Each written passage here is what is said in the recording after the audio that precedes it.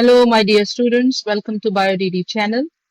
Let us continue the multiple choice question paper from IGCSE Biology 0610. The component code is 22 and the series is October-November 2025. So let's go. Which function is performed in the duodenum? Question number 7 says, what is the function being performed in the part duodenum? So what is duodenum? First of all, if you recall the human digestive system or the alimentary canal, you have various parts over there, but I'm not going into the details of all the parts of the human digestive system. Let's talk about duodenum.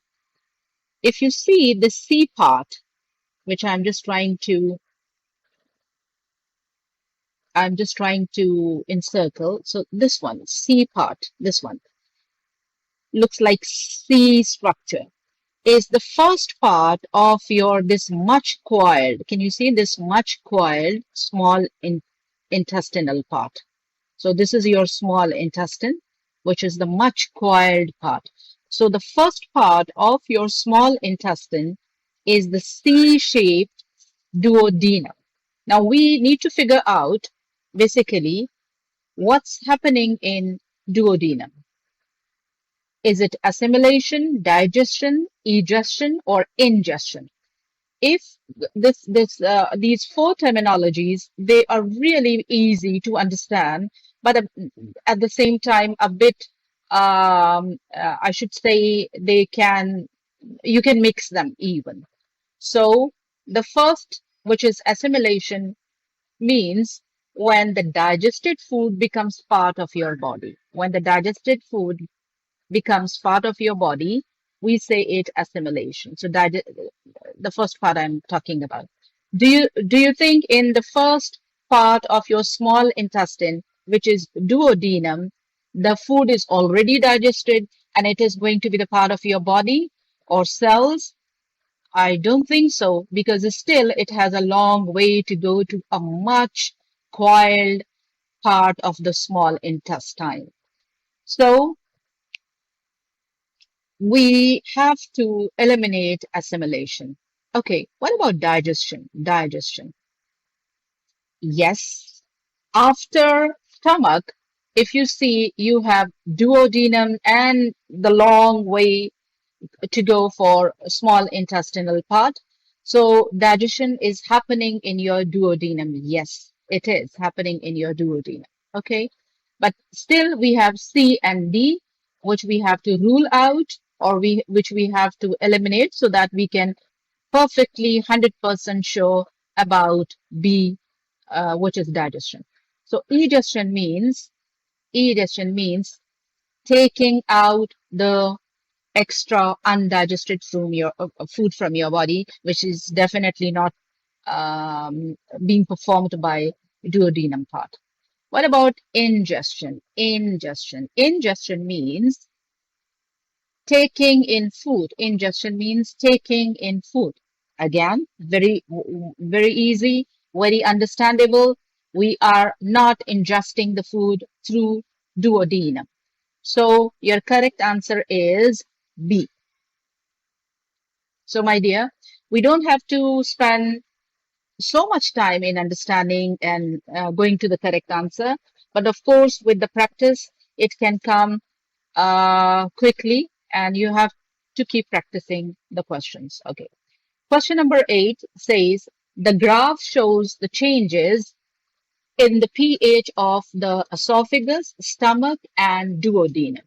Now, by chance, the question number 8 also is related to your human digestive system, that is the alimentary canal, different parts. So again, I'll go back a little bit to show you the diagram so that we should be a bit clear about the pH. Now, if you see, let me erase this part.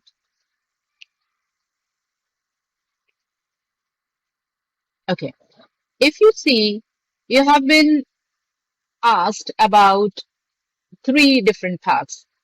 The first is esophagus, which is the food pipe. If you see, the food pipe is coming and becoming part of the stomach. So this is the main organ of your digestive system, which is the stomach. So esophagus, stomach, and then you have this part, which is the duodenum part, which is the C-shaped first part of your small intestine.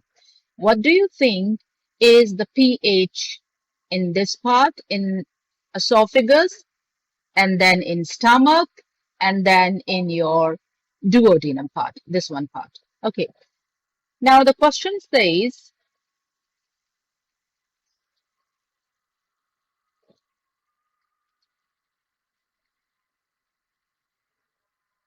now the question is not very, what should I say, straightforward, but it has to, we have to, first we need to understand what is being asked.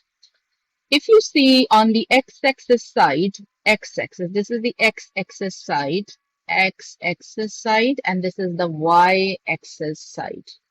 So on the x-axis side,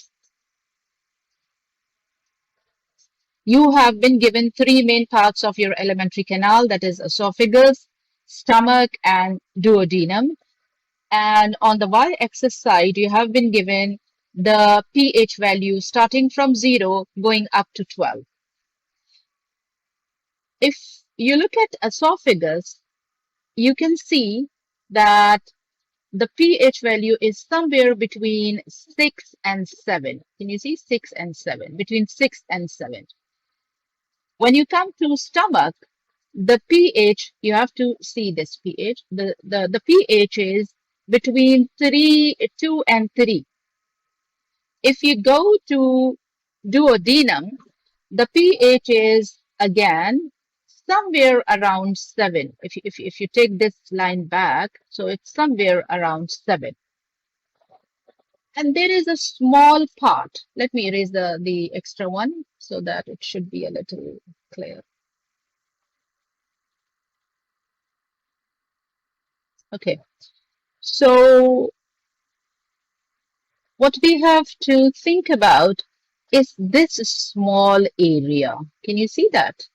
This one, which is the X area. They're asking X area. Now, X area is very interesting. If you see, the graph line is actually after the stomach, the pH is suddenly rising, going up, and then it becomes stable. So this rising part, we have to take care, the rising part. Why it is rising? Why the pH is rising from 2 or 2.5 up till 6 or 7? It means it's going from acidic to basic value. So we need to see that. Now let's see what the question says. Let's see what the question is saying. Which substance causes the change in pH at the point X? So you have to talk about X only. You don't have to talk about esophagus, stomach, or duodenum. You have to talk about X. Now, like, what is the substance which is responsible for this rising in pH at X? Is it bile? Is it gastric juice? Is it glucagon? Or is it trypsin? If we think about bile, bile is a juice which is being produced by your liver. And it is entering in your small intestinal part, which is duodenum. Okay. Gastric juice is in the stomach. Okay. Gastric juice contains HCl, which is basically making, I'm talking about gastric juice. Gastric juice has HCl, which is actually making the pH more acidic, rather basic. So how can we say that? I think gastric juice to be eliminated. What about glucagon?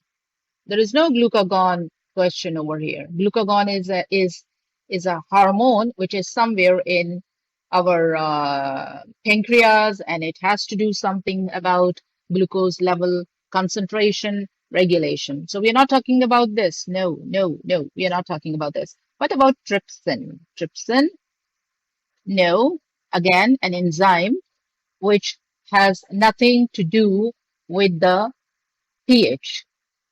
So the only option which we are left with, and the correct option is bile, which actually is responsible for making the pH from stomach to duodenum, from acidic to basic.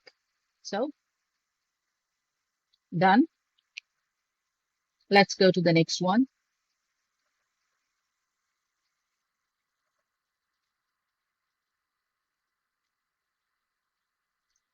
Okay, very simple again. If you look at question number 9, it says which row names a, you have to talk about row. You have to talk about row. Which row? Which row?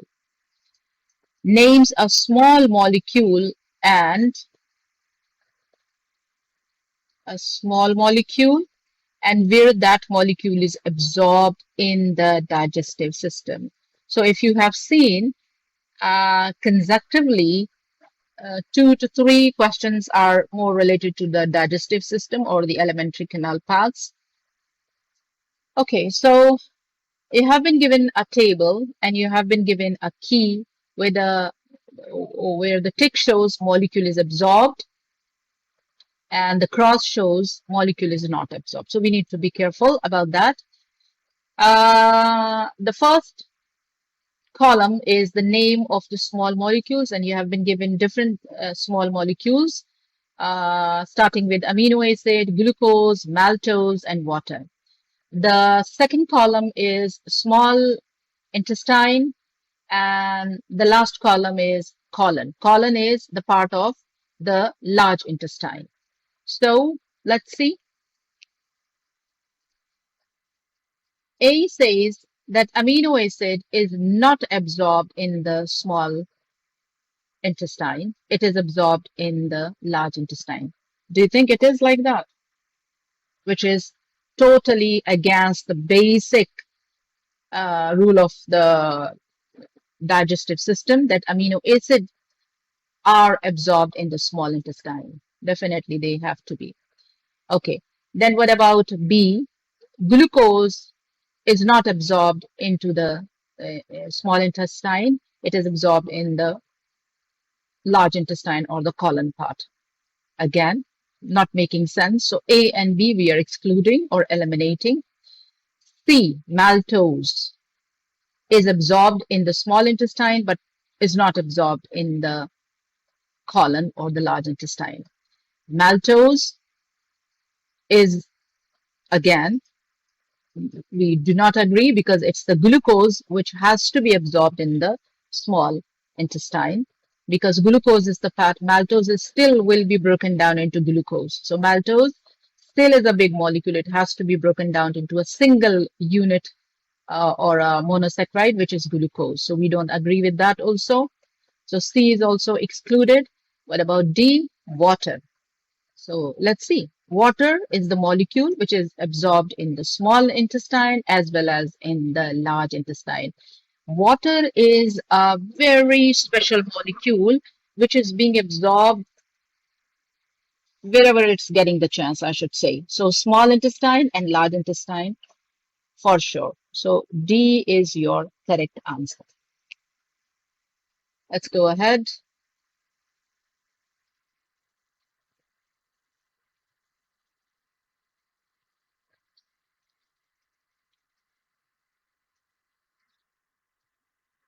Okay, here we go. Question number 10. A student cut one stalk of celery from a celery plant. Okay, so if you see the diagram is given it to you, there is a beaker. In the beaker, you have blue dye. There is a celery plant or a stalk which is immersed in that beaker. They put the celery stalk into a beaker of blue dye. So there is a dye, blue dye. There is a blue dye and there is a stalk. which is cut from this downside. The celery stalk was removed from the blue dye after 2 hours. So how much is the time? It's 2 hours. You put it in the beaker or containing blue dye, and then you took it out and was cut into sections. And this whole part they are talking about, this whole part, then you cut into sections, something like this. And after 2 hours, you observed the blue circles visible in the cut sections. Now, what the question is saying, the question says, what is shown by the blue circles in the cut sections of the celery stalk? What do you think? Why the circles have become blue? And why they have become blue? It was a simple, straightforward thing because they were immersed in the blue dye. But what is there which is actually holding that blue dye? We need to see that. So, position of the cortical cells, position of the cortex cells, do you think it's like that? Cortical cells are basically the cells which are performing the job of storage or support, etc. in the plant cells. What about palisade? The palisade cells are mainly responsible for photosynthesis, and mainly we find them in the leaves, not in the stalk or not in the stem or of the plants. So, of course, we will eliminate A, we will eliminate B. Position of the phloem cells. So, phloem cells, as you know, basically they are responsible for transportation of the food from the leaves to the different parts of the plant body. But here, the situation is that the this liquid, which is actually water containing blue dye, was absorbed and was taken by this celery stalk. So we can't say that the phloem cells are involved somewhere over here. So we are excluding this. So the only option left is xylem cells, which is the most true answer. Very nice. Okay. So it is, I'm sorry, I think just by mistake, my hand. Okay. So it will be D. So your answer is D. Your answer is D. Your answer is D. Position of the xylem cells. Because xylem cells, they transport water from roots to up to the stem and different parts of the plant body. So this was the experiment, you could say, which is telling us that the xylem cells are responsible for the transport of the water. Okay.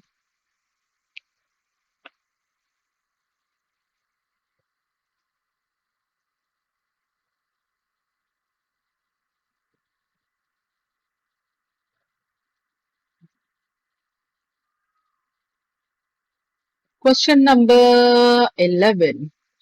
There we go. Which process moves water from the surface of the mesophyll cells? Now, where is mesophyll cells? Mesophyll cells.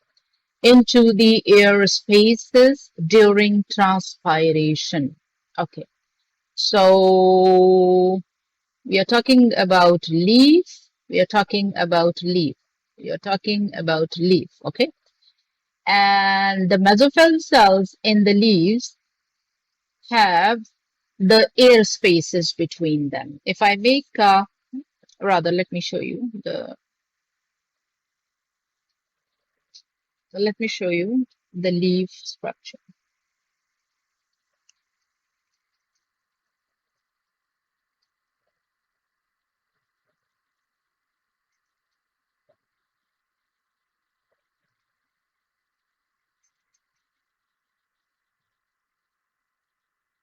Yeah. If you see, you have the air spaces between the mesophyll cells. You have this whole area of the mesophyll cells, and you can see that there are air spaces between them. So from these air spaces, the air goes out through the process of transpiration. This is the whole thing, or the whole concept which we are talking about. Okay, now basically the question says that which process is responsible for moving water vapors from the mesophyll cells uh, into the air spaces during transpiration? And you know, during transpiration, water actually, water vapors, they actually, I should say, being converted from liquid form into the gas form. That's called transpiration. So, what basically is making it possible? Is it active transport? No. But why no? Is it active transport? No.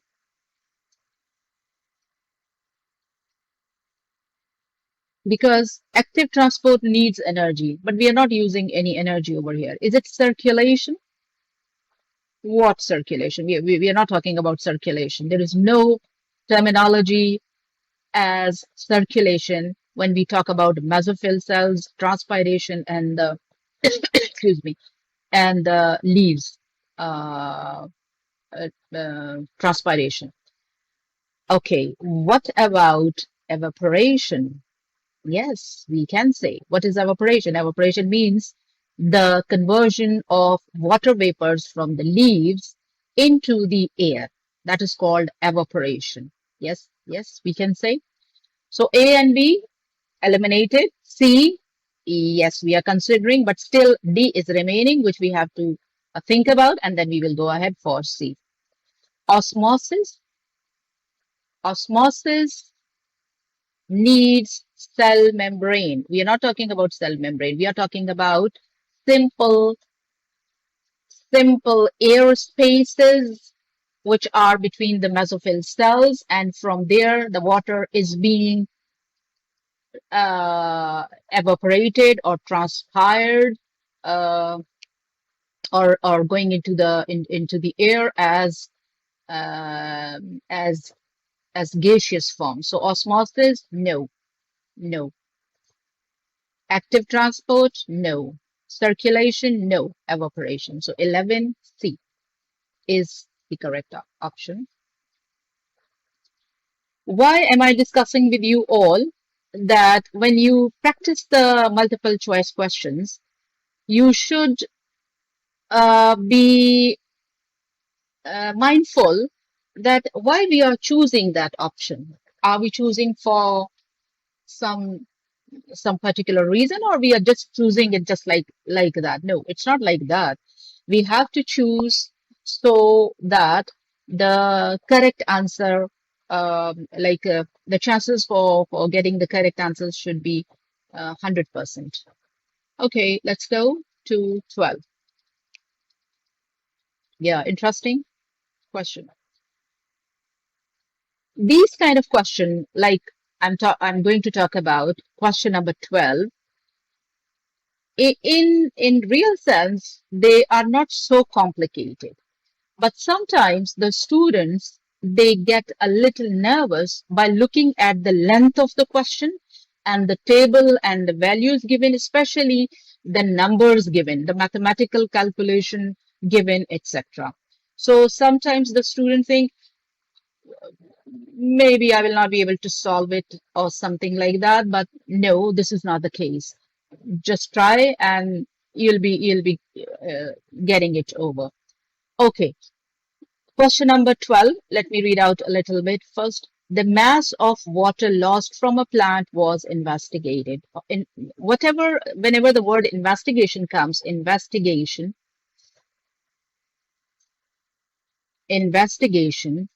it means it is an experiment which was performed, and then the values were taken, and now we have to actually evaluate that question mathematically or like by little calculation, a simple calculation, not a very complicated one, because in biology we do not usually go for very complicated calculations in the IGCSE biology.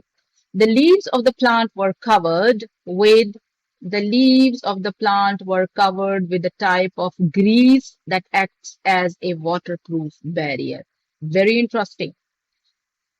The question says that the leaves, all the leaves of the plant, they were covered with a grease. If it's covered with grease, it means the water loss was prevented by the leaves. It means transpiration or evaporation was not taking place from the leaves of the plant. So that's why the grease was acting as a waterproof barrier. The environmental conditions remain the same throughout the experiment. Very interesting, very interesting. Okay, um, environmental conditions same throughout the experiment. Now it means that whatever investigation was being made, all the other environmental, when we talk about environmental conditions means the temperature was same, the plant was same throughout the experiment, the leaves which were actually being experimented or investigated were same, the grease which was used was same, the time whatever was uh, designed was same, the room temperature, whatever room temperature, if it was outside, that was a different case, but whatever room temperature was there, it was same, and same wind and these kind of things. Like all the other environmental conditions were same, and this was the result of the investigation. Now we have to see this table. So if you see, you have been given 3 treatments, and then the other column, it says mass lost in 7 days per gram. Now the investigation is telling you that 3 treatments were given and how much water was lost from the plant in 7 days per gram is given it to you. Number 1, no grease applied, no grease applied. It means the plant was as it is, and no leaf was covered with grease. If no leaf was covered with with grease, so what was the amount of the water lost through transpiration? It was around 12 uh, um, grams in 7 days. So 12 grams in 7 days means in 1 week. Now, what is the second treatment? The second treatment was, this is the second treatment, number 2 treatment. Second treatment was grease applied only to the upper surface of the leaves. If the grease was applied to the upper surface of the leaf, so definitely the lower surface of the leaf was naked. Naked means like it was transpiring. It means the water was being lost from the lower surface of the leaf. So if it was lost from the lower surface of the leaf, so how much water is lost? 8.7. Okay, it means, of course, less than 12. Now, what about the third? Grease applied to both surfaces of the leaves. Very interesting. When you apply the grease to both surfaces of the leaf, no water is lost, of course, because you are preventing the water loss. And it is and the grease is a waterproof barrier for it. So it's 0. Anyways, now what is the question? What is the question? The question, the question. The question is, what is the mean daily mean means average, average. What is the average or mean daily rate of water loss through the upper surface of the leaves? And if you see, they are telling you that what is the water loss average or mean water loss from the upper surface of the leaves in 7 days? Can you find out? So they are asking you something like that.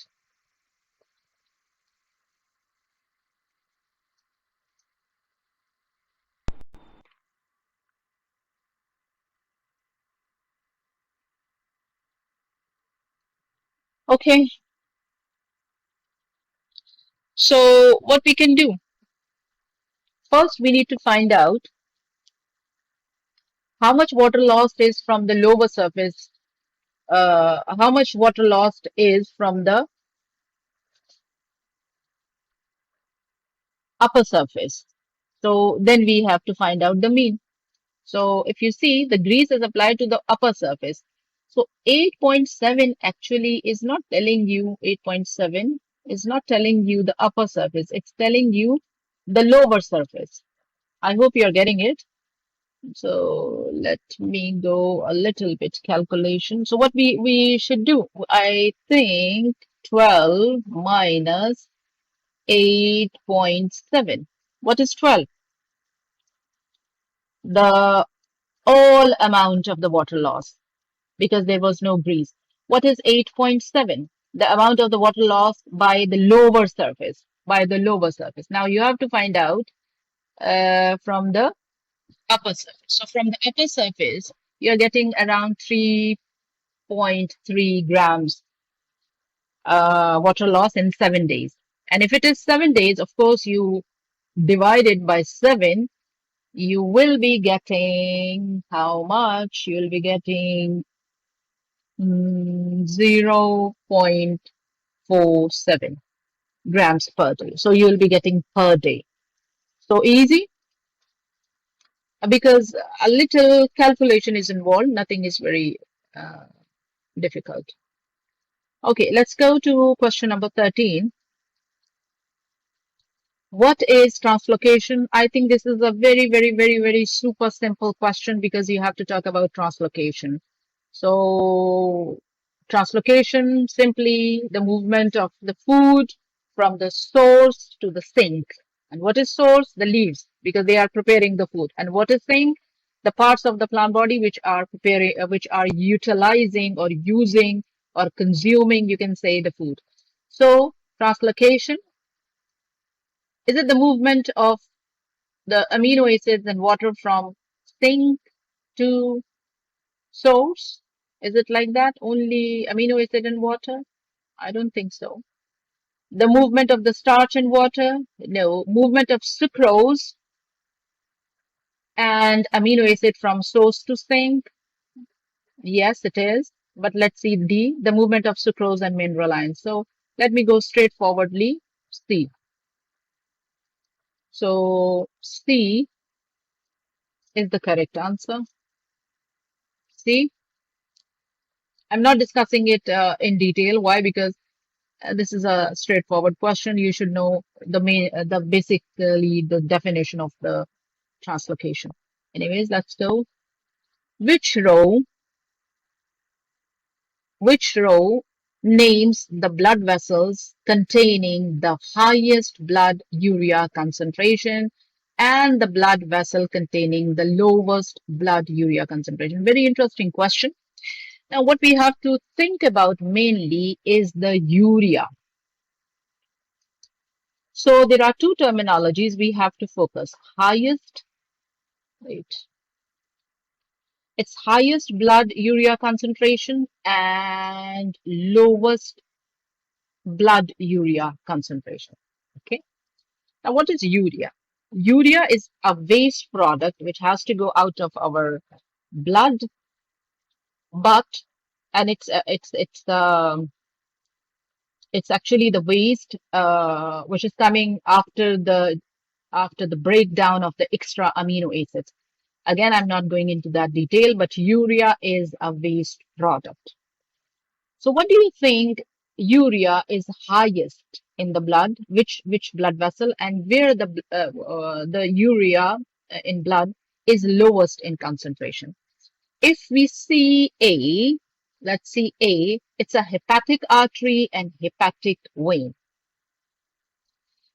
What is hepatic artery? Hepatic artery is the hepatic. Where is the word hepatic? Wherever the word hepatic comes. I'm sorry, sometimes my this pen does not work exactly on the word. Okay, hepatic. Hepatic means liver. Okay, and artery. Artery means the blood vessel which is going to the liver. Hepatic artery. Do you think that the artery which is going to the liver is containing the highest urea concentration? And what is hepatic vein? Again, hepatic. Hepatic means liver. Vein means the blood vessel which is coming out of the liver, and it contains uh, lowest blood urea concentration. Ye- it's little, it's not complicated, I should say, but it can mix up the things. Now, why it can mix up? Because hepatic vein is coming out of the liver, and it has to go back to the heart. But here we are talking about blood urea concentration. Blood urea concentration. So blood urea concentration is highest somewhere in your digestive system. So I already got one diagram for you, so that I should spend what should I say? I I I just go directly. So let me go. Okay. I'll give you a very to the point the opinion about that. If you see this digestive system, your small intestine, your large intestine, and your spleen, and all that stomach part and all the blood from your digestive system is not going directly to your heart, back to your heart. It has to be purified. It has to go to your liver. This is your liver, and this is your all your digestive system. It means your digestive system has done the main part or function of the digestion. All the food has been digested, but this digested food still contains many toxic substances. Then who is going to purify it? Who is going to make it less toxic or non-toxic, you can say? It's your liver. So that's why we call it this is the largest organ. The liver is the largest organ in our body. Plus, it is the largest organ which detoxify. This is a detoxifying organ as well. So whatever blood is containing the digested food along with some toxic substances has to go to the liver, has to go to the liver. And the main, you should say, the blood vessel which takes the blood from your digestive system to the liver for purification purpose is hepatic portal vein. This is the hepatic portal vein. So hepatic portal vein is actually the vein which is containing the highest amount of urea, which still has to be purified by your liver. And then after that, it has to go to your heart through inferior vena cava. Anyways, so much, what should I say? What should I say? So much discussion, but please, you need to revisit all this.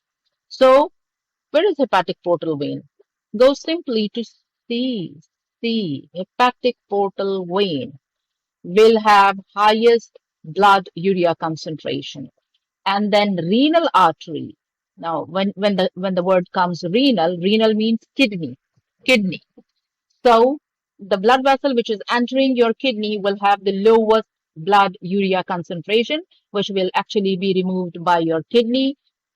Your urea will be removed from your kidney. So this time I was a little more quick in jumping to the correct answer, which is hepatic portal vein. Hepatic portal vein has highest blood urea concentration. Why? Because it is coming from your digestive system. Okay, the lowest blood urea concentration has to go to the renal artery. Why? Because this through kidneys, your this blood urea will actually be taken out of your body. So there we go.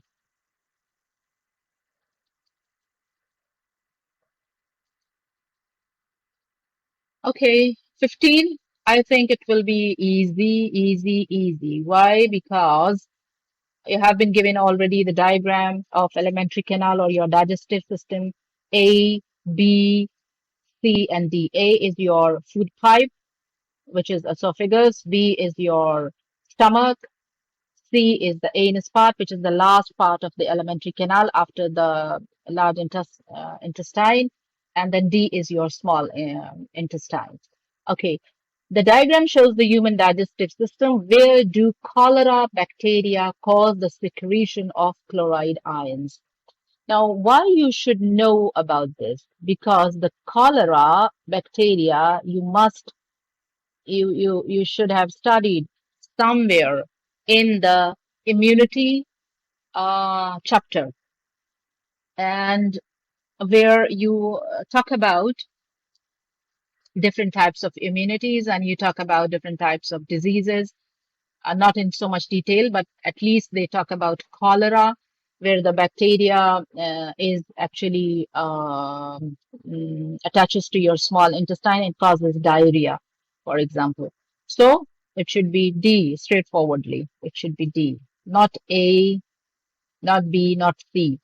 So your cholera bacteria specifically is sitting in your small intestine. So my dear students, you need to revisit the topics and it will help you, inshallah. Okay, 16. Which row describes what happens when breathing in? When breathing in. When we breathe in, your chest cavity gets broader. Why? Because you are taking in air. You are breathing in. So just like A, B, C, D, you should keep in mind. When we breathe in, the diaphragm, it contracts. Okay, it contracts and it goes up and it makes the chest cavity uh, outward. I mean, like it should be more space. It should have more space. So whenever we breathe in,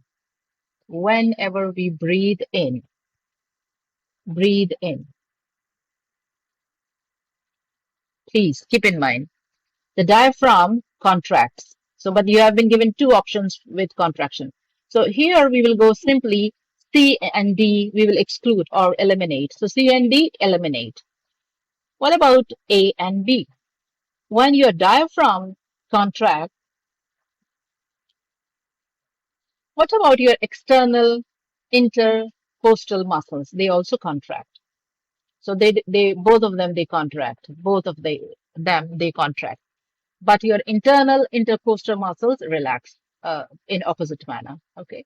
So if you just remember that diaphragm and external intercostal muscles, they contract at the same time and relax at the same time. So they have when they contract, we breathe in. When they relax, we breathe out. So we'll go for A. Number 17. There are some places where I'm not emphasizing so much because you need to revisit the topics. In my view, they are a simpler concept. Just revisit them and you'll get to know because you just need to just revise them a little bit. Not so much discussion is needed over there. 17. Number 17 says a person exercised vigorously for 1 minute. Okay. And then rested for 1 hour. Okay. Very interesting. Which statements about lactic acid are correct? Okay, lactic acid. You know, when we do vigorous exercise, we do not go for aerobic respiration, we go for anaerobic respiration. Why? Because in anaerobic respiration, our oxygen supply becomes less. And then as a result, we actually shift from aerobic to anaerobic. In that condition, we actually do not produce carbon dioxide and water, rather we produce lactic acid, which is a toxic substance. But what to do? What to do? We are on anaerobic pathway. This lactic acid starts accumulating in our muscles, and that's why we feel cramp, muscle cramp or something. Now, then we are resting. Okay, this question is saying that you are doing vigorous exercise, which is actually taking you towards anaerobic pathway. You are producing lactic acid, but still you are resting. There are three statements given it to you. Number one, during exercise, lactic acid is produced in muscles. For sure, yes, yes, that's true. That's true. You should know it. And diffuse into the blood. That also is correct. And the blood transport lactic acid into the liver.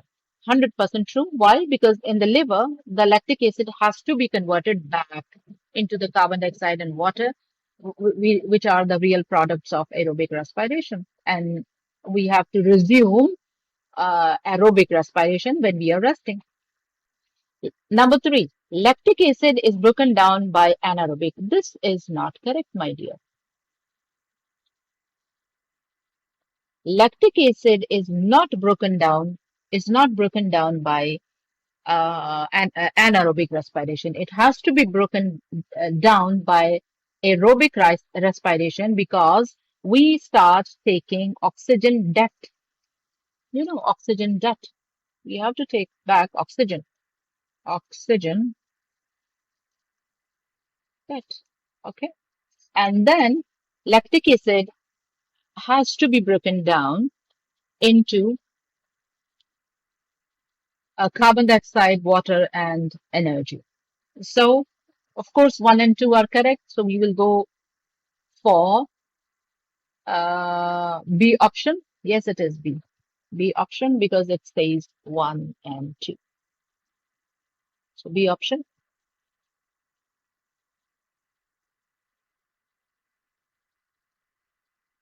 18. Super simple, my dear. Super simple. Those who have revised very carefully chapter coordination and control, they know it very simple. It's a simple question. The diagram shows the parts of the nervous system. So you have been given parts of the nervous system involved in a reflex arc. You know, the quick response to a stimulus, we say reflex arc. Which letter identifies a synapse? Synapse. So simply, you need to identify a synapse. You do not have to go for so many complicated things. So if you see, you have been given different labeling. If you see, look at that. Starting with B, you have sensory neuron. A is your sensory neuron. B is your stimulus. Okay, receptors, you can say. Then sensory neuron A, and then your D is, if you see the D, look at D. There is a small gap between two neurons, and that gap is a synapse. I'm sorry, sometimes my this does not work properly. Okay, so there is a small gap between two neurons. You can see the relay neuron and the sensory neuron. There is a small gap, that is a synapse. So definitely already we can identify D is the correct option, which is a synapse. But still, just for the understanding point of view, C is your motor neuron, which is connected to your this one effectors, which is a muscle. You can see muscle over here, and then you show the response. So here is your reflex arc.